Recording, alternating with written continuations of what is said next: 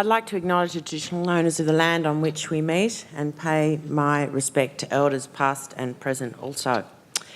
Multicultural education in New South Wales public schools encompasses programs and strategies that aim to foster community liaison and positive community relations, promote social inclusions for marginalised groups, and support the welfare needs of students and families from communities who are disadvantaged in their participation in education and training. 2013 has seen unprecedented attacks on these areas of public education. The devolution agenda of New South Wales Government in local schools, local decisions, to the implementation of budget cuts and tightening in TAFEs, to name but a few. The ESL program in New South Wales, in operation for more than 45 years, now supports around 130,000 migrant and refugee students. Put another way, 1/5 of all students in public schools now need exclusive ESL tuition. ESL teachers are allocated to public schools on a needs basis, identified by an annual ESL survey to all schools. There are currently 896 equivalent full-time ESL positions available for all public schools in New South Wales. This number of teachers was capped in 1993 by the Department of Education and has only increased by 20 teachers since that time. These are tied staffing entitlements, which are not to be used for any other purpose, or so we are told. When the department devolves all responsibility to the local public school next year, under local schools, local decisions, the staffing entitlements of ESL will not be allocated in the same way, but as funds equivalent to the salary costs and dispersed to schools as untied funding, thus jeopardising those students' educational outcomes, support for their programs and the employment of these specialist teachers. The Community Languages program began in 1981 with 37 full-time equivalent language teachers engaged in our public primary schools. Today, the program has grown to over 243 equivalent full-time teachers, with over 50,000 students from kindergarten to Year 6 involved in the program. Arabic is taught at over 50 schools, Chinese in 55, Vietnamese in 40, and Greek in over 20, to name but a few. The Community Languages program and their specialist teachers are also at risk under the department's local schools, local decisions. Like ESL, the staffing entitlement is allocated to the school and can only be used for the implementation of the particular language of that community group. Under full devolution in schools, this staffing entitlement will also be converted into a monetary amount paid into the school's budget, no longer ensuring the appropriate transparency and accountability required to safeguard students' right to their first language instruction. Under this policy, schools are able to make decisions, as we've just heard, about the flexible use of these resources, including trading off teacher positions when determining a mix of staff, no longer guaranteeing ESL and community language instructions to those children in need. In addition, the department's cuts to Multicultural Programs Unit will only lessen the capacity of schools to be able to support these students and their communities and further disadvantage them. With only skeleton staff remaining and regional ESL multicultural consultants and community information officers gone, one officer will now be responsible for providing support for programs assisting 6,500 refugee students across the state. Another officer will now be responsible for supporting communication with culturally diverse communities, including the organisation of translating and interpreter services for over 240 different languages. There will then be 4 officers who will be expected to manage ESL education across the state, with programs supporting 134,000 students, including the 7,000 students who have been in Australia less than 6 months and who are located throughout New South Wales, including the regional areas. The remaining 3 officers, and you surely wouldn't want to be them, will then support all other areas of multicultural education, including anti-racism and community harmony for every student in every public school in the state. That is, a system of about 2,200 schools with roughly 230,000 students from language background other than English in Australia's most culturally and linguistically diverse state. The Resource Allocation Model, or RAM, does not include funding for engaging cultural diverse families and communities to replace that vital role of the community information officers.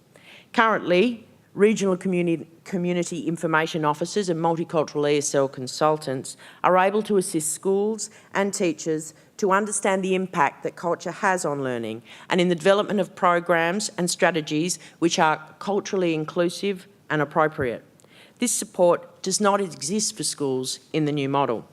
The loss of the regional positions will mean the end of the ESL program as we have known it for the last 45 years. The consultants work closely with schools to develop innovative and successful programs for ESL students, programs that support their welfare needs, their language learning needs and their engagement. They are also responsible for training every anti-racism contact officer in every public school in New South Wales. One of the most disadvantaged groups of students by far are newly arrived and refugee students with limited English language proficiency. There is a strong body of evidence which indicates that a strong predicator of poor educational performance is a lack of English language support, along with limited length of time in Australia and refugee status. However, nothing in the new model provides school with support or expertise in this area anymore. School-aged refugee students, in particular high schools, generally require high levels of support to engage them to acquire English language and literacy and participate in their schooling. In general, refugees, in particular those from African countries, which now constitute over 35%, have greater educational and support needs than most of the other newly arrived migrant students.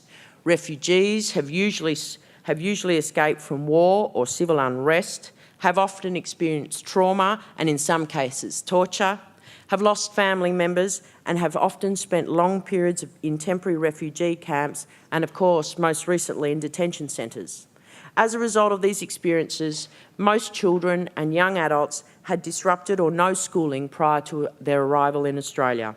Many have no literacy skills in their first language and in addition may have complex health problems, including mental health issues. Australia's public education system, and particularly New South Wales, of course constitutes, as mentioned earlier, the prime frontline response to the educational consequence of its immigration program, and it does the heavy lifting in the resettlement and integration of these children and young people into Australia's schooling and society. It is no coincidence that the rate of unemployment in the Liverpool and Fairfield area are significantly higher than the national average, as these areas have the highest number of newly arrived migrants and ESL students in the state, in particular persons aged 15 to 19 looking for full-time work. There are significant problems with the RAM model, but there will be irreversible damage to multicultural education in New South Wales public schools. Federation has taken significant action to date in defence of these programs. In the interests of time, I'll just list some of them for you, but encourage delegates to come to the multicultural stall out the front at some time during conference and pick up a full ESL and community languages lobby kit, which includes various correspondence to ministers, media clippings, ESL and community languages surveys and other relevant materials. We've held an Equity and ESL forum with multicultural community organisations, an ESL and community languages teachers forum with over 800 teachers, teachers present. 800 would have been good. Various journal articles informing members of the situation in ESL and community languages, the creation of a website under the Migrant and Multicultural Special Interest Group, surveys of schools with ESL and community language entitlements for research and presentation of data for lobbying purposes, representation to the Director-General through the Director-General's Advisory Group into Multicultural Education and Training, frequent meetings with the Universities of Sydney and New South Wales to share ideas, information and plan further strategic actions in the campaign, the formation of the New South Wales ESL and Refugee Education Working Party, Federation meetings with the Refugee Council of Australia, the Ethnic Communities Council, Migrant Resource Centres, State P&Cs, Arab Council and many others, addressing various P&C meetings on these exact issues, distribution of relevant materials, campaign materials to association and media, and we're not finished yet. To see how the RAM operates and its impact, we need only to look at our colleagues in TAFE. TAFE has also seen significant cuts to its multicultural programs.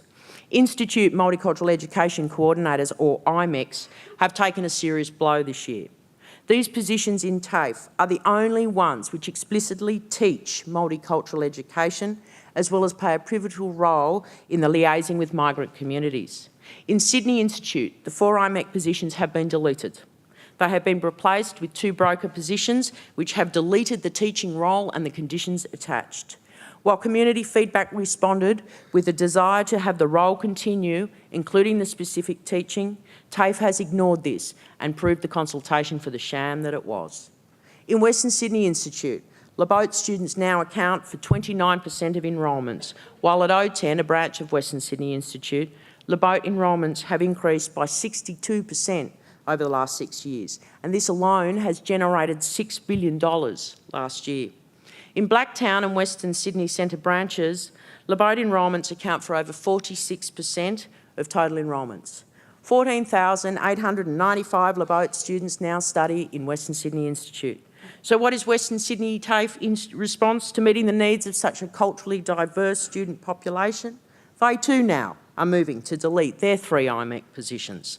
The new role will have an increasing responsibility to tender for government funds to ensure we are competitive in this market, we are told. The rationale, as explained by the Director of the Institute, all frontline staff and teachers can meet the needs of culturally and linguistically diverse students. So there you go, colleagues. No more requirement for specialist teachers in TAFE either. Unfortunately, other cost-cutting measures continue to plague the Saturday schools and their members. Matters such as mandated sessional rates for executives, long service leave entitlements, the combining of staged classes, the collapsing of smaller classes, the cutting of paid preparation time, are all currently being pursued by Federation through consultation with members, representation to the department, actions in both industrial and political forums. Through Federation's representations in the Industrial Relations Commission, the department has been forced to acknowledge their long-term breaching of the Saturday School Award and consequently the underpayment of potential millions of dollars for over 50 executive members in relation to salary, long service leave and superannuation. While Federation and these effective members should celebrate such a successful outcome, it has to be said that the department has and continues to make it as difficult as possible for these members to make a claim for past wages owed. The Teachers Federation has a long and proud history as a social justice union, and we have an important role and responsibility to lead the way in anti-racism education policy. Federation is committed to the continual renewal and review and updating of its policies pertaining to anti-racism to reflect the dynamic and contemporary context in which we teach. The New South Wales Government's stated commitment to multiculturalism and anti-racism education includes the Minister for Citizenship and Communities and Aboriginal Affairs, Mr Victor Dominello, his obligation to ensure that services provided by New South Wales Government agencies are well matched to the increasing diverse New South Wales community. The principles of multiculturalism as defined by the Community Relations Commission and Principles of Multiculturalism Act 2000 are the policy of the state, and accordingly each public authority must observe the principles of multiculturalism in conducting its affairs. As such, the Department of Education and Communities has responsibility for the oversight of the implementation of these principles in all public education settings. This responsibility involves the planning, conducting and reporting of strategies that meet the principles of cultural diversity. The devolution of responsibility to the local level under the government's policy, local schools, local decisions, requires more stringent measures when implementing the multicultural education policy and Aboriginal education policy to limit the emerging impacts on culturally and linguistically diverse communities in New South Wales public schools. The department's policies commit all schools to providing opportunities that allow all students to achieve equitable education and social outcomes. Anti-racism education is central to ensuring all students, regardless of their cultural background, have full access to equality of programs. As the election approaches and the political football of refugees and asylum seekers again takes centre stage, it is important that we take stock now of our current situation. We have already begun to create an underclass in Australian society by not allowing those who are seeking asylum, who are currently living in the community, to work.